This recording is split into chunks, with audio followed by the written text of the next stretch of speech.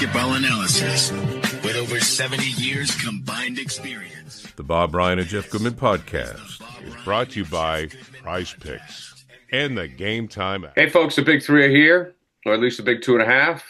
Bob Ryan, Jeff Goodman, Gary Tanguay, brought to you by Prize Picks, the exclusive daily fantasy partner of the CLNS Media Network. Pick more, pick less with Prize Picks. All right, guys, let's get to it. There was an article in the Boston Globe, Bob Ryan, regarding the Celtics, and we'll get to their blowout win over Golden State, but Jaylen Brown seems to be a little disoriented or disinterested, and Holiday is really in a funk. What do you make of all of it? Well, people looking at them up close and personal, as opposed to the rest of us watching them on TV. You can't read the body language. You don't know the vibes. Apparently, something has been going on. There is going on with Jaylen Brown. He wasn't speaking to the media, which is unusual for a while, but he did relent and do it yesterday after that win in Golden State. But I don't know. I have to take it at face value. We know he's a complicated guy. We know he is an introspective guy. We know he fancies himself as an intellectual, and he's got a right to do so. And his life is not just basketball. I mean, I've said repeatedly since he came around, when his career is over, his future is going to be somewhere else, more than likely. Whether it's politics or business or what, lecturing, I don't know, something. He's a complicated guy. We just said that's so that's if that's the case, it's the case. Now, he did speak yesterday and addressed the topic of what's been going on with their state of affairs and saying all the things you want to hear about how to rectify everything. And so that's that. So that's that's Jaylen Brown. We've known from the beginning that he's a different breed of cat. He is, and listen, I haven't been around there enough lately to know what's going on with him or in that locker room. But as I told you guys, I'm not overly concerned here. I think there's plenty of time to kind of get the ship right in the right direction. The loss to Atlanta wasn't great, but listen, they beat the crap out of Orlando with Paolo back in the lineup, and they beat the crap out of Golden State. Does it matter? I mean, does it really matter if they're the number one seed at the end of the day? No. No. Okay, let me give you, it's probably a bad comparison, but let me give you one anyway of Ryan Day and Ohio State football. And they lose to Michigan, and they're ready to fire the guy. They are legitimately ready to fire him after another loss to the Michigan Wolverines. Right. And does that matter? No, it doesn't, because he just won the national title.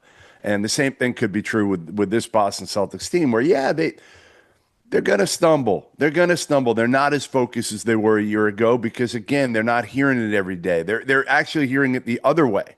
Now, how good you are, how you're a champion, all that. And that's a different level of maturity that you've got to handle. And, it's a lot harder to deal with that now than it was, again, 10, 20, 30 years ago because everywhere you look, you see it. Even when you try to hide from it, you go on social media, you see it.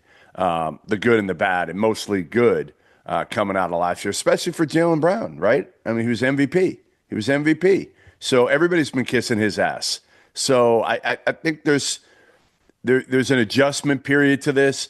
They'll figure it out. I think they'll turn it on at the right time as long as they're healthy and have a chance to compete for another title. You mentioned, in this little period, the game that scratch your head was Atlanta. Yeah. That was a colossal case study in game mismanagement, period. That was a game, we speak in hyperbolic terms often about giveaways and this and that. That was a giveaway. That was a mismanaged end of the game that was certainly not becoming of a championship team. And the idea that a player as smart and savvy as we've lauded countless times as Jrue Holiday would, commit a dumb foul and do things, lose the ball and all that's not going to happen too often. I mean, I'm going to put that one on the side. I don't think that has to do with the general topic that we're discussing here at all.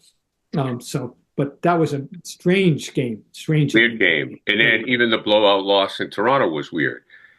But my theory went out the window. That's why I'm so disturbed, gentlemen. It's all about me. Where, Jeff, I'll start with you in response. That I thought because Jaylen didn't make the Olympic team, I thought because of that snub, and I thought because of Tatum not playing a lot and getting some DNPs, that they would come out loaded for bear and just, torch Earth. And I guess I was wrong. Yeah, I mean, I think that's a different deal than people saying you're not a winner, right? Which is what they were saying a year ago at this time. Right. You're not a winner. You guys have never won anything. Well, now they've won something. They've won the most important thing.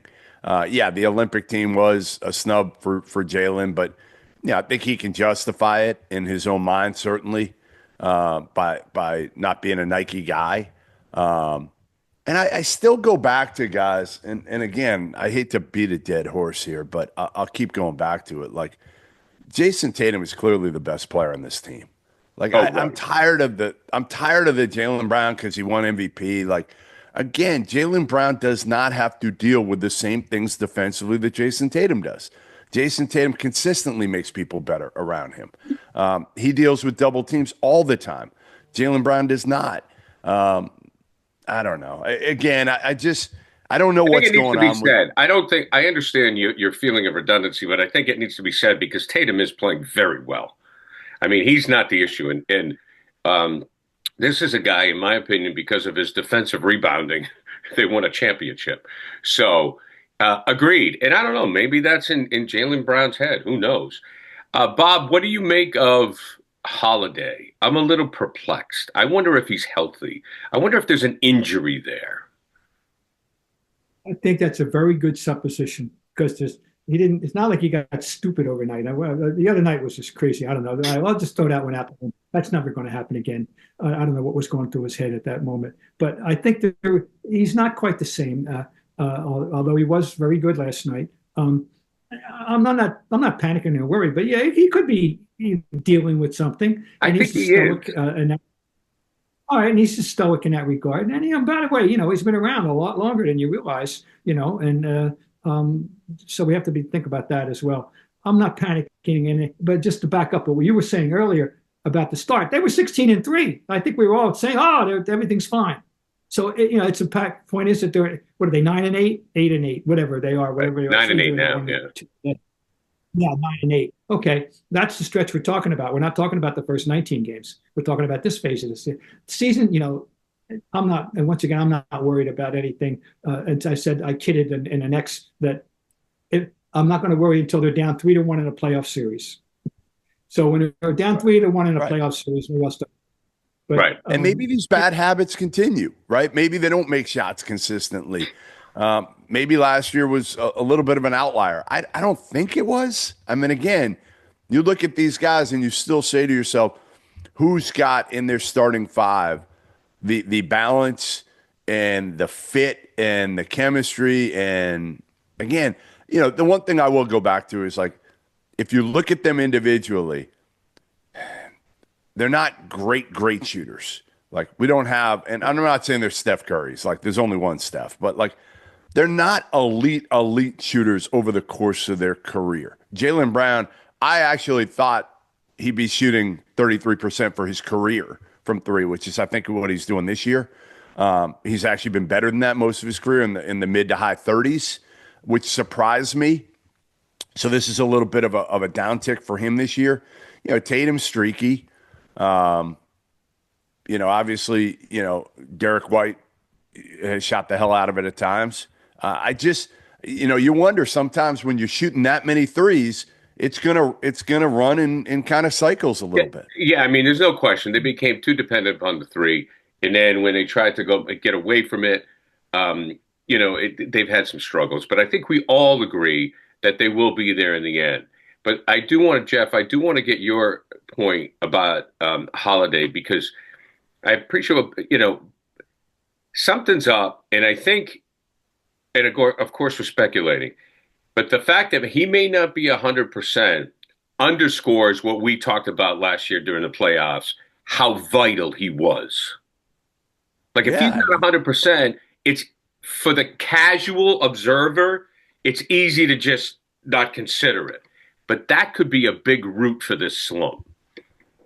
Yeah, I mean, I think it could be health. And again, Jrue Holiday's probably, I mean, he is the most underrated guy on that team, because, again, he does all the right things, right? So it's almost like, again, when you brought Derek White and Jrue Holiday to the team, and it was White and he struggled, and then it was Jrue Holiday, it was almost like all these bad habits that maybe Tatum and Jaylen Brown had accumulated over the years, you couldn't keep doing those things when you're watching Derek White and Jrue Holiday. Like, Jrue Holiday had a ring, right? So you had to respect him. He doesn't talk a lot. So, it's one of those things where if he says something, you listen. You listen because there's a respect level for Jrue Holiday because of ultimately winning. Like, it's always been about winning and honestly not being about himself.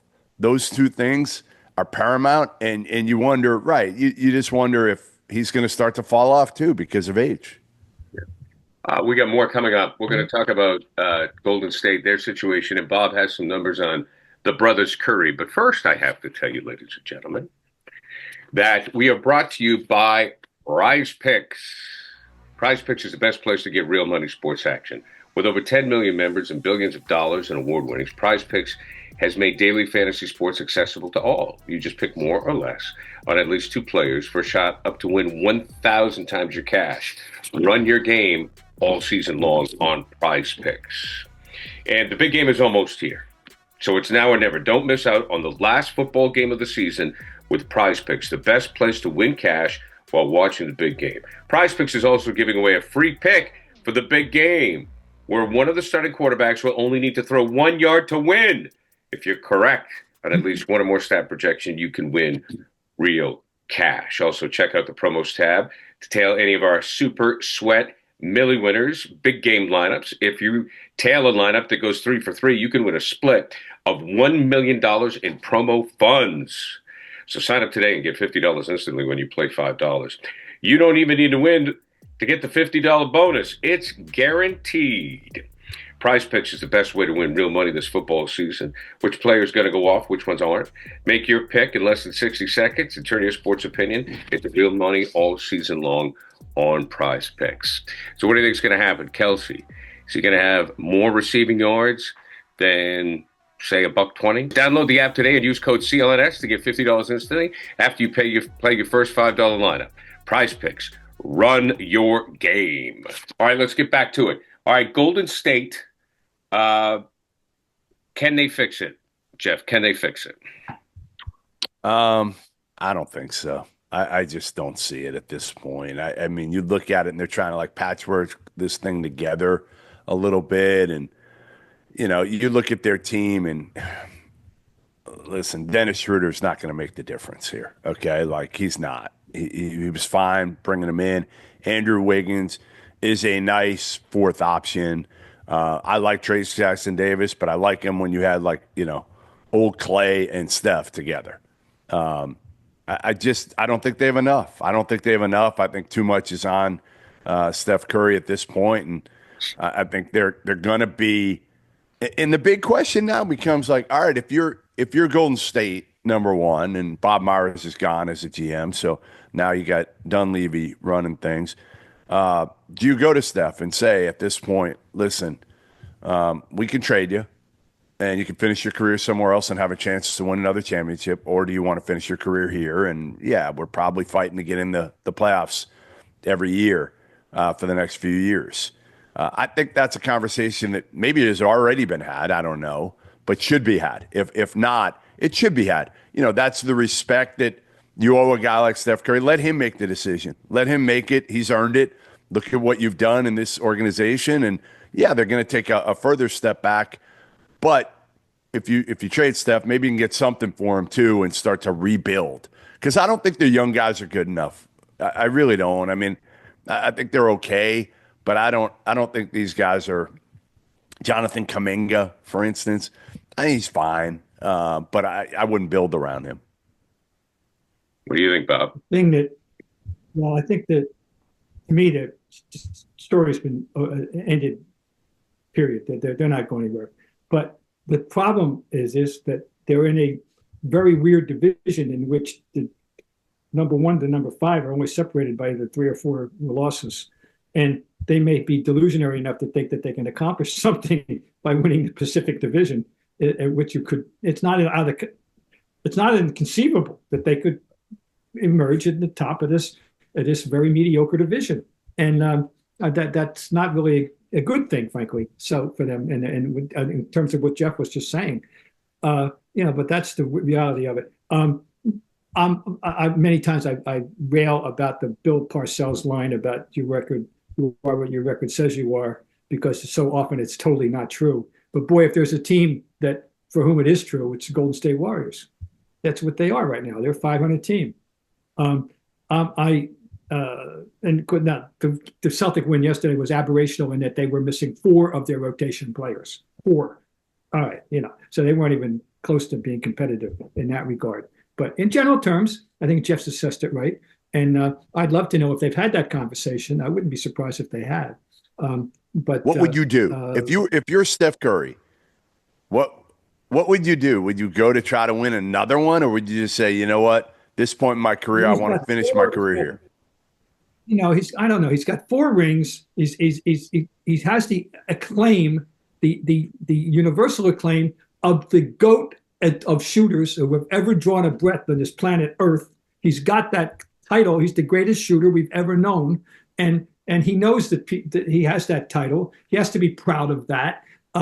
Does he need another ring to verify his status? No, that's not the case. Does he want one because it's a lot of fun? Yeah, to be in the mix. I think I don't know where else his loyalty would lie. To Kerr, to this ownership. I don't know. I don't know him well enough to know that. If most people, I think, would opt out in that regard and go for it. And go for it. Steph isn't most people. Steph is not most people. Steph just said it. Yeah. I can't see him playing anywhere else. And I'm accustomed, Bob. I think Bob's right. It's like, who knows? But I can't imagine him, and you know him better than anybody, Jeff, but I can't imagine him going to the boss and saying, I want out. I don't see it. I could see maybe the ownership saying, look, you've been great to us. Do you want to go anywhere? It did not surprise me to see LeBron go to Miami or to the Lakers. Or Durant go to Brooklyn. That didn't surprise me. It would be jarring to see Steph Curry in another uniform for me. It wouldn't look right. He's a different dude, and is obviously his career, he's grown up there. His family's grown up there, right? So I hear you. But in this day and age, listen, if they went to him and said, hey, we got this trade on the table and we can send you to whatever contender, right? Whatever contender that has a chance to win the whole thing, would you go? I think it would have to be one of those where it's legitimately a, hey, here's where you're going. Not do you want to be traded, but here's what we have on the table for you. Do you want it? And you got a day to kind of figure this thing out. And I wonder if, again, it's got to be the right fit too. It's got to be the right fit. Cleveland? Cleveland would be pretty ridiculous right now if they could add somebody. Again, they've got some good. That would be a place that could take them over the hump. That's for sure. You look at it, and I'm trying to think where else. Again, it wouldn't have to rob Peter to pay Paul. I mean, what? I don't know what their draft. I don't know what their draft situation is, but in terms of personnel to trade up, to get. I don't know how Cleveland doesn't make sense to me. I don't know. Somebody else. Bob, you have some Curry brother numbers. Well, this is it's the point here is that Seth Curry has had a very odd career, and then he's now on his 9th team, but in terms of what he does to keep moving around, as of last night, the 20th of January, 2025, Steph, big brother, is a career shooter at .472. As of last night, Seth, the little brother, is a career shooter of .471. In three-point percentage, however, Seth has a career percentage of .431, and Steph, big brother, has a career percentage three-point of .425. That's how close they are in their careers in terms of their actual shooting percentages. And I don't think too many people realize what a great shooter Seth's younger brother is. Yep. He's got the same numbers as his brother, exact same numbers. And they actually go back and forth on a nightly basis sometimes who's the leader and the brother and among the between the two brothers. It's a phenomenal thing of these two brothers. That's all. Obviously there's never been anything like it. But think about that. I'll repeat once again. Steph is 4.72 and Seth is 4.71 in field goal percentage. But in 3-point, Seth is 4.31 and Steph is 4.25. That's remarkable. And what was Dell? I got Dell here somewhere. Dell was a 4.00. The Dell was 40. He did crack 40 his career. Daddy. So they're both chips off the old block in the sense they just improved. Oh, this is no question. It was the greatest shooting family of all time. I don't think I don't have any issue. We got that one knocked. Well, I mean, I just find that fascinating. Yeah. If they came out with the Big Baller brand, maybe the Currys should have their own line of everything. I know Bob was listening to LiAngelo's rap song the other day, Gary. I got to check it out because I'm aware of this phenomenon. I have not heard it. It's got some language in it, though, Bob. I don't know. I wouldn't leave a lane while you're playing that. I think she might not like the language in that song. I have no clue. What is it? I don't know. It's some rap song with a lot of profanities, Gary. A lot of profanities. About the Currys or about? No. I don't even know. I don't even know what it's about. I heard one of his songs. All right, now I'm with you. Yeah. I'll have to. I'll text my son. I'm sure he could fill me in. Okay, we got more coming up. Jeff's going to talk about Cooper Flagg and also Cade Cunningham. But first, I have to tell you, if you're looking for tickets, if you want to go to some of these NFL playoff games, look, there's nothing like an NFL playoff game because I have been there. I have covered a ton of them with the Patriots. It's electric, and you just go to your Game Time app. You check out the city, put in the zip code, then you're on the go. That's all you're going to do. And you can look for the best deals like the Super Deal, which is the best deal of that particular day.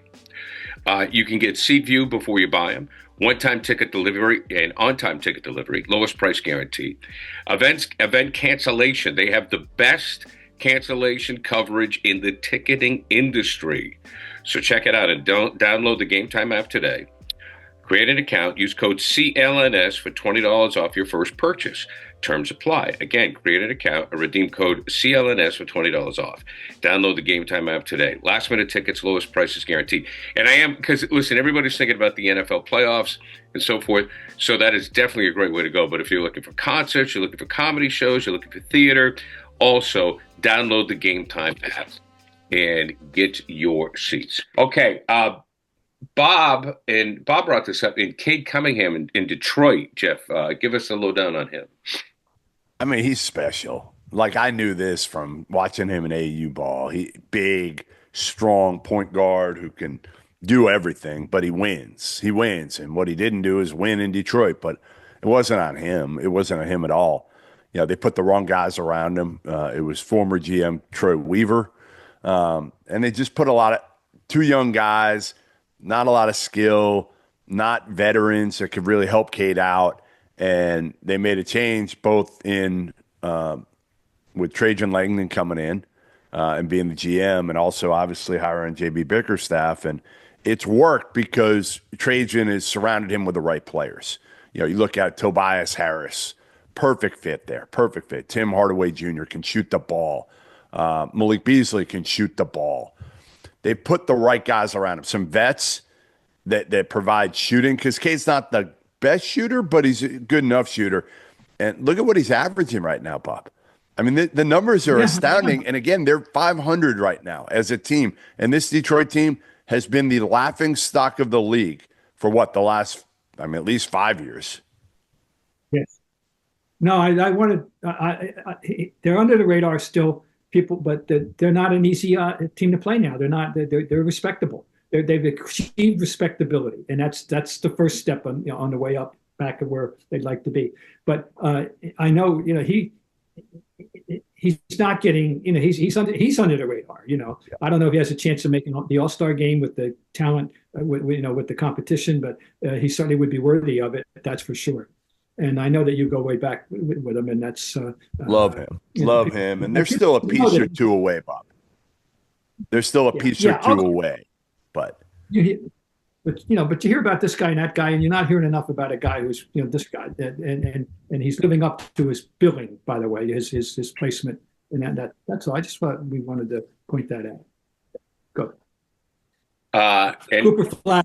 Yes, go ahead, Bob. Well, give me your thoughts, Bob. I'm dying to know what you think of Cooper Flagg here after seeing him. It was electric in the building. The tickets prices were astronomical, and I mean, really, I've never seen heard anything like this in all my years of going to BC and going to games. That building, the game was at 8 p.m. Saturday night, and I walked in there at 7, and I'm telling you, it was 2/3 full, and I've never seen anything like this before. I mean it. It was 2/3 full at 7 o'clock for the 8 o'clock game. There was a buzz about it, the whole thing, which was unusual. It was fun. Here's the game. My summation. Duke, first of all, BC. By the way, Jeff, BC probably played its best 6 minutes of the year to start the game. Yeah. And they actually led like 4 or 5 points for a while, and then reality set in at the 7-minute mark. But they'll always have those first 7 minutes against Duke. Okay, so and eventually they lose. They're down to 9 at the 10. They lose by 25. Okay. Cooper Flagg, when it's all over, he had 28 casual points. He started off 1 for 5, which means he wound up 9 for 14. You can do the math on that. He goes to the basket at will. He had 1 for it. He had 1 beautiful, great pass. He had 1 thunderous dunk, and he had 1, oh my God, rebound that he got up so high I couldn't believe it. And otherwise, and he had a tech, and I don't know, really? It was he had a tech? Bizarre. He got a tech, and he must have said something because it was the other end of the court from where we were at the time, and that was bizarre, and that was he just makes the game came to him. One of those things, Jeff. Game came to him. He doesn't force a thing. No. He plays the game right. Yes. That's my impression. Period. You know what he does, Bob? My biggest takeaway, and I wonder if you got this from watching him, is not only does he play the game right, he plays the game hard all the time. He does not take plays off at all. And that's when you're making as much money as he's making in NIL. Trust me, there's a lot of kids right now around the country that feel like they've already arrived. And this kid is going to be the number 1 pick. And I wonder, too, here's my question to you before the game and the buildup and everything like that. How much more do you think it played in that this was a kid from New England, from Maine, and that's why everybody kind of wanted to see him at Boston College? Oh, without question. I'd love to know how many people were there from Maine. I can tell you there was a healthy Duke contingent. I can tell you that's for sure. I'd love to know about the Maine. No question. It was part of the allure. But it was an interesting. That's the young man's work ethic. That's the young man's work ethic. Bob Ryan knows. Bob is a part-time resident of the state of Maine. If you come from this great pine tree state of Maine, your work ethic is uncontested. Well, I'm joking, but I'm not. I'm seriously, but I mean, if you come, look, I know where that kid comes from, just outside of Bangor, south of Bangor. There's definitely a Maine work ethic. There's no doubt about it. Oh, his mother's tough on him. Yeah. His mother was his AU coach, Kelly Flagg. She played. She's super tough on him. She doesn't accept it if he's not. You show up. Hard. You show up. So while I do think there was some New England people there, I do think his background, he's never going to dog it. No. I've never seen him dog it. He's never going to dog it. It's not in his makeup. And I'll give credit to the Pine Tree State. He yeah, I mean the other thing that's interesting about him is this year I actually thought he would have a little bit more juice. Like I thought ESPN would try to sell him even more and build him up even more. But I think because the college football playoff went later and got more attention, I think college basketball is taking an even further back seat right now because in ordinary years, I mean, think of Zion and all the attention. Now, Zion was different. Obviously, he could jump through the gym and all that. But, Cooper Flagg is a white Duke player, right? Like you would think you're going to build him up as either, Christian Laettner or JJ Redick or one of those type of guys. Now, he's not dislikable, in my opinion, like Laettner was. He's not I mean, you said he got a technical, which surprises me. He's not a big-time trash talker. He doesn't show a lot of emotion on his face during the game, so it's hard to, hate him. But I wonder if that'll change now that college basketball, especially after the Super Bowl, will come to the forefront for a month or two. Once or twice, there was a look on his face that I identified as, there's a grit in the air. There's a little take that, you guys kind of thing. And you mentioned the intensity and them playing hard all the time. And I was going to say, it radiates. You can feel it. You can feel it with him. There's no question. Yeah. You just don't hate him like Laettner. Laettner, There's never going to be. Did you ever go to the tourney? What's up? Have either of you guys been to the State of Maine basketball tournament at the Bangor Auditorium? No, I haven't. I've heard a lot about it. You're right. I gotta get Ryan up there. Yeah, I'd love to. I mean, Goodman's wherever he's everywhere else, but I got to try to get. There is nothing. Look, people. I mean, Maine. The fact that Cooper Flagg comes from Maine still blows my mind. I don't know how it happened. I mean, I don't know of one person from Maine. Rick Carlisle went to Orono for 2 years, but he's not from Maine. I can't think of one person from Maine that was born in Maine that's in the NBA. I can't either. My question to you is going to be, as it reached the point where he's as famous in Maine as Cindy Blodgett. That's all I want to know. I don't think so. I don't think he'll get there? You don't think I think he'll get there. No, here's the thing. Here's the deal with Blodgett. Blodgett played for UMaine. That's true. Right. When she played for UMaine, that was the difference. And, plus, didn't he prep a year? Where'd he go? He did. He prepped a couple at Montverde Academy. Yeah. So, Blodgett stayed. Well, I'll give him credit. He did stay. He did stay for his main AU team.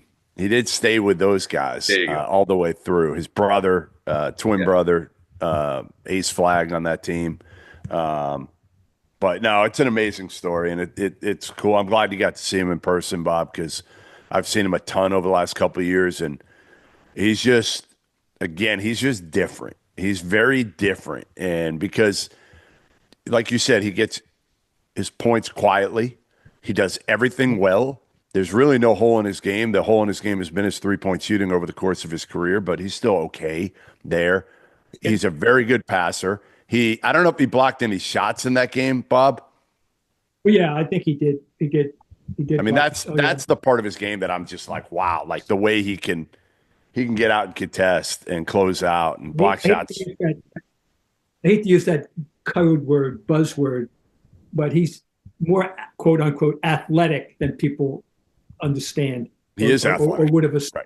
Yes. This rebound, I'm telling you, it was head above the backboard kind of rebound. It was just got my attention. It was an ooh and ah rebound. You don't see it too often. I'm telling you, it was really something. Bob, where do you think? How does he fit in the NBA? Well, I mean, he's such a well-rounded and efficient player. I mean, there's everybody. I mean, he fit anywhere. I mean, I don't know, and I don't see any problem here. There's no but I mean, his three-point shooting is a work in progress, and that's such the currency in the league these days. But given his scope of his game, I just think there's the reason why he's already been conceded he's going to be the number one pick. So Jeff, before we go, your thoughts on the rough start, from Mr. Calipari. Well, I mean, first year at Arkansas, he kind of gets run out of Kentucky after, a tough last 4 or 5 years where he didn't do anything in the tournament. And he's got a huge NIL payroll, maybe the most in the country, somewhere in that $7-8 million range. And I just wrote a story for Seth Davis's new website, HQ, yesterday. He is, I mean, how about this stat, guys? First of all, there's only 4 high major coaches without a conference win. South Carolina, Miami, Colorado, and Arkansas right now. Wow. There's also only there were 16 high major coaches hired this past offseason. Only one does not have a conference win. That is John Calipari. And again, he's got the most money of all of them. But the one thing talking to people in the SEC, coaches, they kept saying to me was like, the pieces don't fit. The game's passed him by. His staff isn't very good. His biggest advantage was obviously recruiting over the years, getting high level pros. Well, those guys now, think about it. Okay, Cooper Flagg went to Duke. That's fine. I mean, Cal would lose guys to Duke before. But, Dylan Harper and Ace Bailey, the second and third most talented players in this class, went to Rutgers. Is the old Cal losing that battle? No, he is not. So NIL changes things, number one. And you have to be a general manager now. You have to be a general manager and make sure those pieces fit. And, the other part is, guys, I've been told this by people who have worked with him, is he's kind of lost that edge a little bit, right? Like coming out of COVID, I mean, he worked so hard, especially in the recruiting trail. And I think coming out of COVID, a lot of coaches figured like, all right, it's a lot easier now. I don't have to fly across the country to wave to some 16-year-old kid that I want to come, it's different now with money and with the portal and everything like that. And youth is not nearly as impactful unless you have Cooper Flagg, right? Like there's a couple freshmen, but if you don't get them, that next tier freshman right now, when you're playing against kids that are 23, 24, 25 years old in college, I'll take the 23-year-old over the 18-year-old almost every time. Mm. There you go. Interesting. Well, we saw it with Belichick, where it just happens where, you talk about the work ethic and it slows down. You just, I mean, how old is Cal now? Is he, what? 60, yeah, almost 65, I think. Yeah, I mean, it just, he's not the same dude that. And I don't blame him. Of course not. And you're in Fayetteville. You're not in Kentucky. Now, again, on one hand, you think you got something to prove. You want to prove within the league, too, to those Kentucky fans that wanted you out of there. I'm going to show them. And again, he had the money, Tyson Chicken, plenty of money in Fayetteville, believe it or not, guys. Walmart, Tyson Chicken. No, I believe it. Ton of money. But, three teams in college basketball right now who've spent somewhere in the top 5-ish in NIL are Arkansas, Kansas State, and Indiana. If the season ended today, none of which would be in the NCAA tournament. So it just goes to show you that you got to be smart. Ohio State football, they had $20 million. Well, they spent it the right way for the most part. You could see. I mean, the pieces fit. They had unbelievable skill position players, wide receivers. You got to spend it the right way. It's so. I'm sure Bob feels the same way. When you start talking money for college players, it's just so foreign to me. Yeah, I mean, it's foreign for me, and I've been dealing with it now for a couple of years. Oh, it's so weird. I don't love aspects of it. I mean, certain parts of it that I feel like, hey, Cooper Flagg should be getting money. Look at the money he's bringing in this year to Duke. All those jersey sales. Jason Tatum should have made money off his jersey sales at Duke, right? But we're a little carried away here too because these kids can just jump every single year. They need contracts. So that if they leave, they got to pay a buyout or something like that. If you're going to make $2 million and then you bounce or you sit in the middle of the year or something like that, there's got to be repercussions too. You can't have it all favorable to the player, which is kind of what it is right now. All right, guys, great talk as always. Brought to you by Prize Picks, the exclusive daily fantasy partner of the CLNS Media Network. Pick more, pick less with Prize Picks. We'll talk to you next week.